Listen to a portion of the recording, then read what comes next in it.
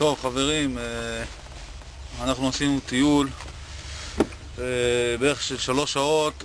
היינו בעוגה, הכנו את הקפה המסורתי של הקבוצה. משם המשכנו לאזור הפסיפס ומערכות הקבורה שבאזור מגדל השמירה של דורות, ומשם אני יודע שפורת ערער אם להגיע לקפיצה הזאת שזה קרוב, אבל בסוף חזרנו הביתה. באמת רציתי.